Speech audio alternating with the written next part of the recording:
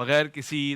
فاصلے کے تاخیر کے مفتی نوید عباسی صاحب کی طرف بڑھنا چاہتا ہوں کیونکہ موضوع بہت سینسٹیو ہے اور میں جاننا چاہتا ہوں یہ ہیکل سلیمانی کیا ہے مفتی صاحب؟ پھر ظاہر بنو قریظہ کی بات بھی ہو رہی تھی اور یہ بھی جاننا چاہتا ہوں کہ تابوت سکینہ کیا ہے؟ کیونکہ بارہا اس کا حکم آیا، اس کے ساتھ ان کو فتح ملتی، کہتے ہیں کہ واپسی لوٹایا جائے گا یا ان کا ماننا یہ کہ وہ ہوگا تو ہم فتح یاب ہوں گے، اس کا بیک گراؤنڈ کیا ہے؟ نحمد و نصلی علی رسولہ الکریم، اما بعد، بسم اللہ الرحمن الرحیم۔ ایک تو آپ کا شکریہ، جی ٹی وی کا بھی میں شکریہ اس لیے ادا کرتا ہوں کہ اس موضوع پر شاید اس طرح سے کھل کے چینل پر بات نہیں ہوتی، اور اگر کوئی عالم دین کہیں کرتے بھی ہیں تو وہ اپنی گفتگو کرتے ہیں۔ پورا پروگرام میری نظر سے نہیں گزرا کہ انہوں نے مرتب کیا اور یوں علماء سے گفتگو کرائی ہو، جی، تو جو اچھی بات ہو اس کی تحسین کرنی چاہیے۔ جی، باقی جو آپ نے فرمایا ہے اور بنو قریظہ کی بھی بات آپ نے کی ہے، اور اس کے علاوہ ہیکل سلیمانی کی ابھی مفتی صاحب نے تفصیلات بتائی ہیں کہ یہ بنیادی طور پر مسجد اقصیٰ کو گرانا چاہتے ہیں، اور مسجد اقصیٰ کو گرا کر اسلام کے تمام نقوش مٹا کر یہ ایک ایسی اسرائیلی ریاست، یہودی ریاست، اس کا قیام چاہتے ہیں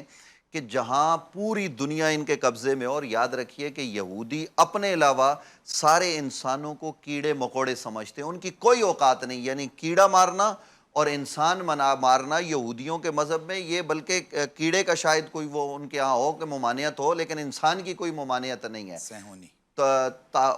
وہ تو ظاہر ہے، ہم جب بات کر رہے ہیں تو وہ صہیونی یہودیوں کی بات کر رہے ہیں جو ایک دہشت نہیں گرد واضح گروپ ہے۔ رہنا کہ دو الگ الگ جی چیزیں جی، ہیں۔ دو الگ، ایک تو یہ یہودی مذہب ہے، دیکھیے، اور یہ جو یہودی مذہب کے ماننے والے ہیں نا، جو تورات پر یقین رکھتے ہیں، جو حضرت موسیٰ علیہ السلام اور دیگر انبیاء جو بنی اسرائیل کے گزرے ان کی تعلیمات پر عمل پیرا ہیں، وہ قلیل تعداد میں ہیں، ان کی کوئی بہت بڑی تعداد نہیں ہے۔ یہ جو دہشت گرد اور جو انتہائی کبھی قسم کے عالم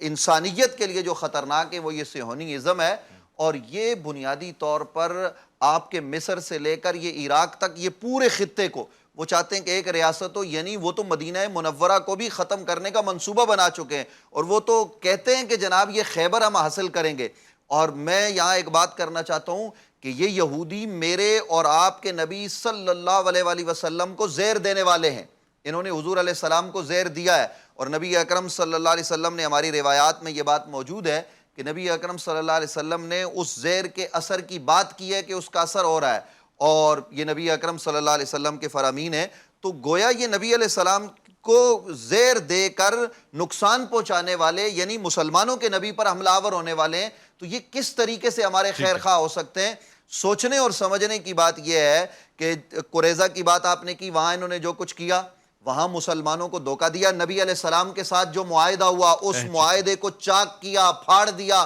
کوئی معاہدہ نہیں ہے، اور وہ جو لشکر آئے تھے ان کا ساتھ دیا، مسلمانوں کو نقصان پہنچانے کے درپے ہوئے۔ نبی اکرم صلی اللہ علیہ وسلم اس قبیلے پر پہنچے اور ان کو پہنچ کر سزا دی گئی، ان کے مردوں کو قتل کیا گیا، ان کی ایک عورت تھی اس کو بھی جو ہے نا وہ ایک قتل کے بدلے میں قتل کیا گیا، جی، اور قریظہ کے اکثر لوگوں کو حضرت علی المرتضیٰ کرم اللہ وجہ الکریم نے اپنی تلوار سے واصل جہنم جی، کیا۔ کیوں؟ یہ دنیا کے لیے فتنے اور فساد کا سبب تھے، یہ کوئی انسانیت کے دائرہ کار میں رہنے والے لوگ نہیں تھے۔ آج وہ بدلہ لینا چاہتے ہیں، پوری دنیا کے یہودیوں کو اکٹھا کیا گیا ہے، اکٹھا کر کے ان کو اس مقام پر جمع کیا گیا ہے۔ قرآن مجید فرقان حمید کہتا ہے یہ کبھی جو ہے نا وہ ایک جگہ جمع ہو کر ریاست کا قیام نہیں کر سکتے، یہ نظام نہیں بنا سکتے تا وقت یہ کہ غیر ان کی مدد نہ کریں، باقی قومیں ان کی مدد نہ کریں۔ تو ٹھیک ہے، اس وقت امریکہ ٹھیک ہے، اور یہ پوری دنیا ان کی مدد کر کے، ان کو آباد کر کے، ان کی آبادکاری کے ذریعے ٹھیک ہے، عالم اسلام کو ہی نہیں پوری انسانیت کو تباہی کے دہانے پر پہنچانے کے درپے ہیں۔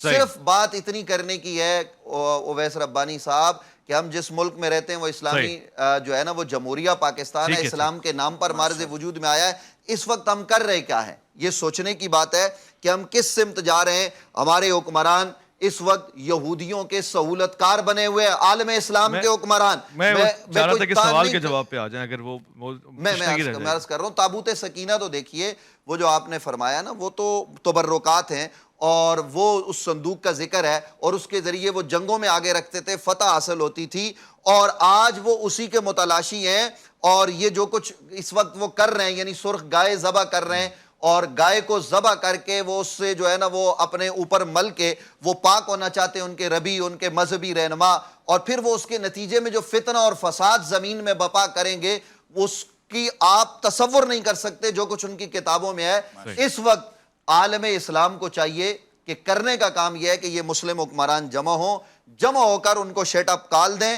اور جو اس وقت وہ غزہ میں کر رہے ہیں، جو اس وقت وہ جس طریقے سے، آپ کو پتہ ہے اس پورے رمضان میں مسجد اقصیٰ میں ایک نماز نہیں ہوئی ہے، ایک نماز اندر کے حصے میں نہیں ہوئی ہے، باہر نماز ہو رہی ہے، وہ مسلمانوں کو باہر دھکیل چکے ہیں، اور وہ لوگ تو وہاں شہید ہونے کے لیے تیار ہیں جو وہاں ہیں، وہ کہتے ہیں ہم آخری لمحے تک حفاظت کریں گے، آخری مسلمان تک لڑیں گے۔ وہ امت کا بہترین حصہ کٹ رہا ہے، میں آپ اور پورا عالم اسلام کیا کر رہا ہے، یہ سوالیہ نشان ہے۔